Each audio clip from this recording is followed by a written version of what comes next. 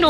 ভালো করে বুঝিয়ে বললে আমাদের কথা ভেবে তিনি তো একটা লেপ কম্বল দিতেই পারতেন নাকি? এই দেখো দেখো, সাপ যখন আমাকেই কেটেছে তখন তাগাটাও বাঁধতে হবে আমাকেই। দেখো না, কাল সকাল থেকেই আমার খেল শুরু হবে। কি খেল শুরু হবে? হলেই দেখতে পাবে। তবে কাল দুপুরের মধ্যে যদি আমার খোয়া যাওয়া লেপ কম্বল উদ্ধার করতে পারি তো ভালো, না হলে কি? প্রতিজ্ঞা করছি এবছরের সারা শীতটা লেপ কম্বল ছাড়াই কাটিয়ে দেবো। কি বলছো কি? হ্যাঁ, আমার নামও গোপাল ভাঁড়।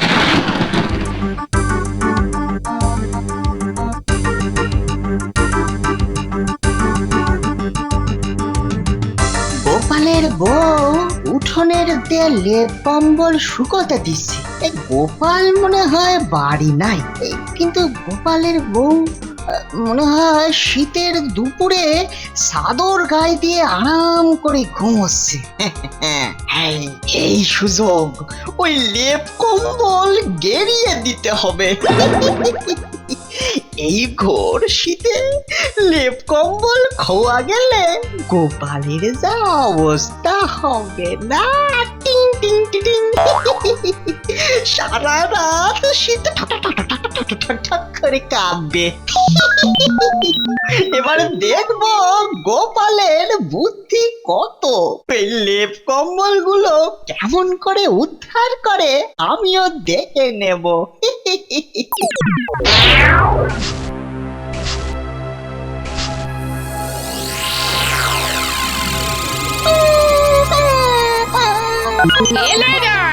খেলে যা, সবে সংসারের কাজকর্ম ছেড়ে দু চোখের পাতা এক করেছে।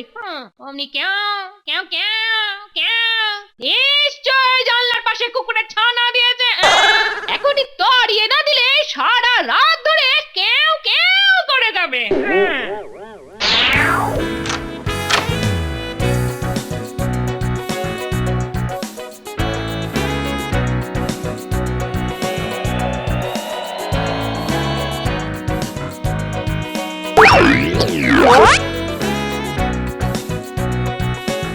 এখানে তো কোনো কুকুর ছানা নেই, অথচ একটু আগেই তো কেউ কেউ করে মরছিল। আমি আসার পর ডাকটাও কেমন থেমে গেল। আশ্চর্য! হে কি রে বাবা, এই মাত্র কুই কুই করে ঘুম ভাঙিয়ে দিল, আর আসা মাত্র সব চুপচাপ। জানি না বাবা, যত সব ভুতুড়ে কাণ্ড। মধ্যিখান থেকে আমার ভাত ঘুমটা 12টা বেজে গেল গো।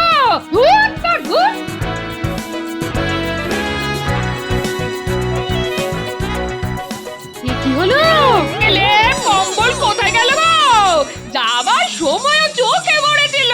সর্বনাশ, তাহলে কি চুরি হয়ে গেল গো? ওগো আমার কি সর্বনাশ হয়ে গেল গো? এই শীতে কোন অনামুখ আমার শীতের কম্বল লেপ চুরি করে পালালো গো? কি হলো গো দিদি? দেখো না, দুপুরের রোদে উঠানে লেপ কম্বল গরম করতে দিয়েছিলাম, একটু আগেও দেখেছি, আর এখন দেখছি নেই। দিন দুপুরে উঠোন থেকে চুরি, কি দিন কালি না পড়লো গো। কিন্তু কে নিল বলো তো? এ হয় চেনা চোর, নয়তো শেয়ানা চোর। ও মা, তাহলে কি হবে গো? আজ লেপ কম্বল গেছে, কাল হাড়ি কুড়ি সোনা গয়না। ওরে বাবা, তাহলে আমাদের কি হবে গো? বলি কেলে পচা নিয়ে যায়নি তো? কেলে পচা? হ্যাঁ, কেলে পচা। কারণ একটু আগে আমি তাকে খালের পাশ দিয়ে যেতে দেখলাম। মাথায় একটা বোঁচকাও তো ছিল। ও মা, সে কি গো? শেষে কিনা কেলে পচার নজর পড়লো আমাদের উপর। ও মা, কি হবে গো? দাঁড়াও, আমি গোপালকে খবরটা দিয়ে আসি। গোপাল দাদু, তুমি তো আমাদের তোমার ছোটবেলার গল্প শোনাবে বলেছিলে। ও, বলেছিলাম তাই না? এই শীতের দুপুরে বুঝলি ছোটবেলার গল্প কিন্তু জমে ভালো। তাহলে শোন। আচ্ছা আচ্ছা বলতো, এই শীতকাল এলেই কোন পুজোর জন্য মনের মধ্যেটা আঁকপাক করে ওঠে? সরস্বতী পুজো। হ্যাঁ ঠিক বলেছিস। তা শোন, আমার ছোটবেলায় এই সরস্বতী পুজোর সময় আমি একবার একটা কাণ্ড বাঁধিয়ে বসেছিলাম। কি কাণ্ড? হ্যাঁ সেটাই তো বলবো। বুঝলি, আমি একবার ঠিক করলাম যে ওই সরস্বতী ঠাকুরের কাছে পুষ্পাঞ্জলি দেব না। সে কি গো, পুষ্পাঞ্জলি দেবে না? এমনিতে আমি তো একেবারে লেখাপড়ায় বরাবরই অষ্টরম্ভা। তারপর পুষ্পাঞ্জলি দেব না শুনে পাঠশালার পণ্ডিত মশাই তো রেগে একেবারে আগুন। পায়ের খড়ম খুলে দিলেন আমার পিঠে দুঘা বসিয়ে। তারপর? তারপর আর কি, খড়ম পেটা করতে করতে পণ্ডিত মশাই শুধলেন কেন আমি পুষ্পাঞ্জলি দেব না। তা তুমি কি বললে? আমি বললাম কি, বললাম আগে পুষ্পাঞ্জলির মন্ত্র পাল্টানো হোক, তবেই আমি পুষ্পাঞ্জলি দেব। পুষ্পাঞ্জলির মন্ত্র পাল্টাতে হবে কেন? আচ্ছা আচ্ছা শোন শোন, তোরা কখনো ওই পুষ্পাঞ্জলির মন্ত্র ভালো করে শুনেছিস? সমস্ত মন্ত্র জুড়ে শুধু দেহি আর দেহি, বিদ্যাং দেহি, যশং দেহি, ধনং দেহি। মানেটা আমি জানি। কি জানিস? মানে বিদ্যা দাও, যশ দাও, ধন দাও। হ্যাঁ, শুধু দাও আর দাও, দিয়েই যাও দিয়েই যাও। আচ্ছা একবার ভেবে দেখ, ভগবান তো আমাদের সবকিছু দিয়েই এই পৃথিবীতে পাঠিয়েছেন। হাত পা চোখ নাক, তার উপর এমন উৎকৃষ্ট মগজ যা অন্য কোনো প্রাণীর নেই। ঠিক।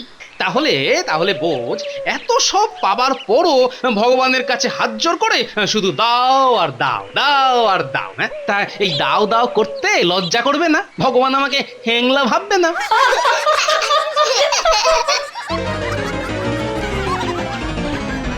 গোপাল, গোপাল, শিগগির বাড়ি চলো। কেন? তোমার শীতের লেপ কম্বল চুরি হয়ে গেছে। হ্যাঁ, বেশ হয়েছে। হ্যাঁ, এই কি বললে? কি চুরি হয়েছে? তোমার লেপ কম্বল। এই রে, তাহলে তো সর্বনাশের মাথায় পা। এই শীতে লেপ কম্বল ছাড়া ঘুমাবো কি করে? আচ্ছা আচ্ছা, চোরের কি আক্কেল বলতো? হ্যাঁ, বাড়িতে অত বাড়তি ঘটি বাটি আছে, তার থেকে দুই একটা নিয়ে যা, তাহলে লেপ কম্বল। সে চোরের আক্কেল চোরের কাছে। আরে তুমি এখন শিগগির বাড়ি চলো দেখি, তোমার বউ খুব কান্নাকাটি করছে গো। ও করছে বুঝি? আহা, করবেই তো। একে ঘুমোতে ভালোবাসে, তাই আবার শীত কাতুরে। চলো দেখি, যা তোরা এখন যে যার বাড়ি যা।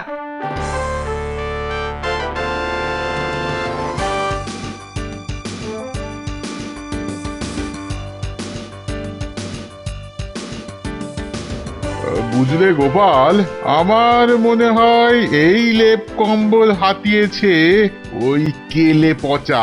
কেলে পচা? হ্যাঁ হ্যাঁ হ্যাঁ, কেলে পচা। কারণ কারণ খানিক আগে আমি তাকে খাল পার দিয়ে যেতে দেখেছি, বুঝলে। মাথায় একটা বোঁচকাও ছিল। মাথায় বুচকা? বেটা তো বাড়ি ছোঁচকা। ঠিক আছে, আর হচ্ছে হচ্ছে।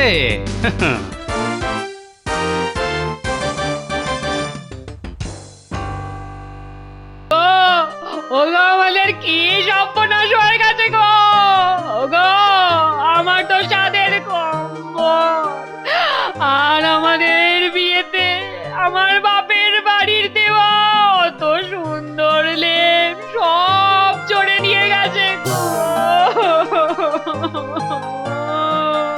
তা তুমি তখন কি করছিলে গো? কেন কেন, সব বাড়ির বউরাই শীতে দুপুরে যা করে, গায়ে চাদর চাপা দিয়ে একটু গোয়ারিয়ে নিচ্ছিলাম গো। তাহলে চলো, তুমি আমি দুজনেই চাদর চাপা দিয়ে যতক্ষণ রোদ থাকে ততক্ষণ ঘুমিয়ে নি। মানে এই শীতে লেপ কম্বল ছাড়া তো আর ঘুমানো যাবে না। সারা রাত তো শীতে ঠক ঠক করে কাঁপতে হবে। যাও গো, তোমরা এখন ঘরে যাও, আমরা একটু ঘুমিয়ে নি। আশ্চর্য, লেপ কম্বল চুরি যাবার পরেও তুমি ঘুমোবার কথা ভাবছো কি গো? এছাড়া কি করব? হ্যাঁ, কেন কেন? আরে মহারাজের কাছে গিয়ে নালিশ করবে, বিশেষ করে কে চুরি করেছে সেটা যখন অনুমান করা গেছে। প্রয়োজনে প্রয়োজনে আমিও সাক্ষী দেব। ওসব করে ঘেঁচু হবে? কেন? কেলি পচাকে আর পাওয়া যাবে নাকি? হ্যাঁ, দেখো গে যাও, সে এখন পগার পার হয়ে তেপান্তরের মাঠ পেরিয়ে ভাগলবা হয়ে গেছে। তাহলে এখন উপায়? উপায় এখন একটাই, রাতের ঘুম দিনের বেলা সেরে নেওয়া।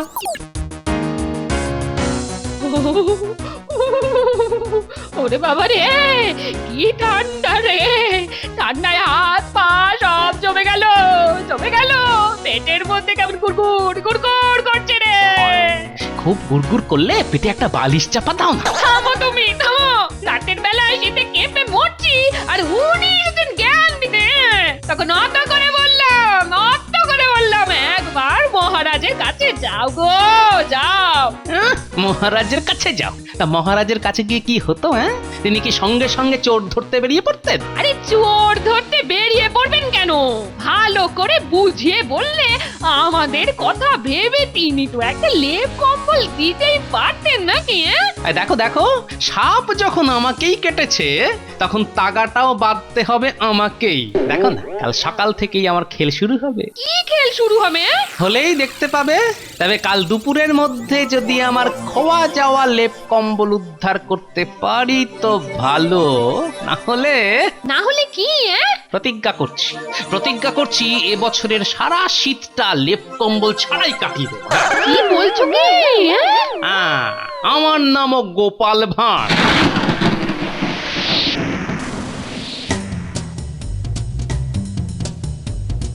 বম শঙ্কর, মা দুটি ভিক্ষা পাই। আমন করে দেখছিস কি রে মা? আমি আসছি সেই কাশিধাম থেকে।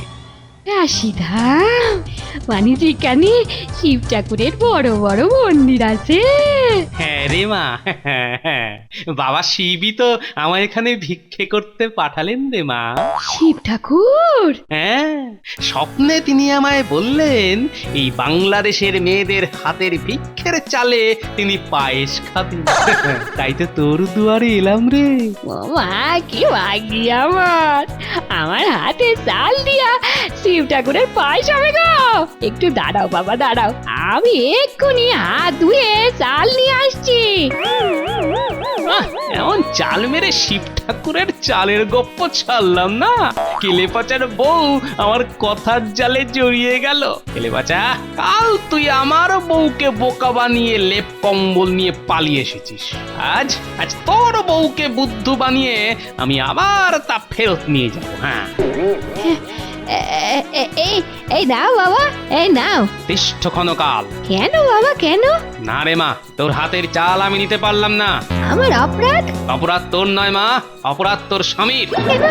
কেন কি করেছে আমার স্বামী? তুই জানিস কিনা আমি জানি না, তবে তোর ললাটের লেখন বলছে যে তুই একজন দাগী চোরের স্ত্রী। রে ঠিক বলেছি কিনা? বাবা বাবা তুমি সাধু মানুষ, তাই কপাল দেখে মনের গোপন কথা জানতে পারো, কিন্তু আমার স্বামী চোর হলে আমার অপরাধটা কোথায় বাবা? অপরাধ আছে বই কি মা, কারণ তুই যে তার সহধর্মিনী, তাই তার পাপে তুইও যে পাপী হয়ে গেছিস। বাবা কোনো মতে কি এমন কিছু করা যায় না যাতে আমার স্বামীর পাপ আমার না লাগে? তা হয়তো করা যায়, তবে তাতে তো বিস্তর হ্যাপারে মা। বাবা তুমি আমাকে মা বলে ডেকেছো বাবা, আমি তোমার মেয়ের মতো, দয়া করে তোমার এই অভাগী মেয়েকে পাপ মুক্ত করো বাবা, পাপ মুক্ত করো। উপায় একটা আছে, হোম করতে হবে। তুমি যা বলবি আমি তাতেই রাজি বাবা, আমি তাতেই রাজি। শোন, এ হোম সাধারণ হোম নয়, এ হোমের আগুনে চুরির মতো ভয়ঙ্কর পাপকে পুড়িয়ে ফেলতে হবে। বুঝলাম না বাবা। হোমের আগুনে চুরির মতো ভয়ঙ্কর পাপকে পুড়িয়ে ফেলতে হবে। বুঝলাম না বাবা। চোরাই জিনিসপত্র কোথায় রাখে তোর স্বামী? চুরি করে আনার পর 2-4 দিন ঘরে রেখে তারপর বেচে দেয়। এখন কি কি আছে ঘরে? ওই তো কাল গোপাল ভাঁড়ের ঘর থেকে লেপ কম্বল এনেছে। আর গোপাল ভাঁড়? সেটা আবার কোন ধর্মের ষাঁড়? না না, ধর্মের ষাঁড় নয়, এখানকার রাজার ভাঁড়। জানো বাবা, আগে না ওই গোপালের সাথে আমার স্বামীর বনিবনা ছিল না, কিন্তু ইদানিং মিটমাট হয়ে গেছে, এই তো। বাবা এটা তুমি জানলে কি করে বাবা? ওই যে ললাটের লিখন, তোর কপালে তো সব কিছু দেখতে পাচ্ছি আমি রে। জানো বাবা, আমার স্বামীকে আমি শুধিয়েছিলাম মিট মাট যখন হয়ে গেছে তখন এই শীতের দিনে লেপ কম্বল চুরি করে বেচারাকে কেন কষ্ট দিলে? এর উত্তর তোর ললাটে লেখা আছে। তোর স্বামী বলল দেখি কার বুদ্ধি বেশি, আমার না গোপালের, তাই তো? ঠিক বলেছো বাবা, ঠিক বলেছো। ও বললো দেখি রাজার সাহায্য ছাড়া গোপাল কি করে বুদ্ধির জোরে আমার ঘর থেকে লেপ কম্বল হাতিয়ে নিয়ে যায়। তা তোর স্বামী এখন কোথায়? কি জানি বাবা, সাত সকালে মূর্তি যে কোথায় গেছে বাবা তা তো জানি না। তাহলে যা ঘরে যা, যা যা চোরাই জিনিস আছে সব নিয়ে আয়। হোমের আগুনে সব পুড়িয়ে ফেলতে হবে, তবেই তুই পাপ মুক্ত হবি, তবেই তোর হাত থেকে ভিক্ষে নেব আমি, বুঝলি? একটুখানি দাঁড়াও বাবা, একটুখানি দাঁড়াও, আমি এক্ষুনি আসতেছি।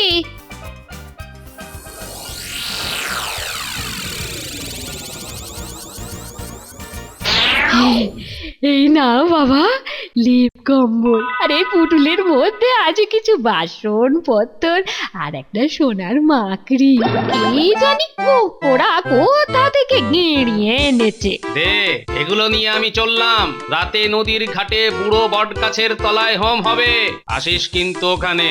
পারলে তোর স্বামীকেও নিয়ে আসিস। ঠিক আছে বাবা, ঠিক আছে। বম ভোলে, বম শঙ্কর। হ্যাঁ রে, এইটা কে রে? অমন করে বলো না, নিত্যি চুরি করে তুমি যে পাপের বোঝা বাড়েছে গো। এই সাধু বাবা ঘুমের আগুনে তা সব ভস্য করে আমাদের পাপ মুক্ত করে দেবেন গো। সাধু? কোথাকার সাধু? কেন রে পচা কেলে, চিনতে পারলি না আমায়? এই তুই গুণী চোর। তোর গলাটা যেন সেনা সেনা মনে হচ্ছে। হ্যাঁ, আর মুখটা চিনতে পারছিস? গোপাল। তাহলে কারে বুদ্ধি বেশি? হ্যাঁ, আমার হাবা গোবা বউটাকে কুকুরের ডাক শুনিয়ে আমার ঘর থেকে যে হাতিয়ে এনেছিলি, আজ সাধুর ভেক ধরে তোর বউকে ভড়কি দিয়ে তা আমি উদ্ধার করে নিয়ে গেলাম। সঙ্গে বাড়তি কিছু পাও।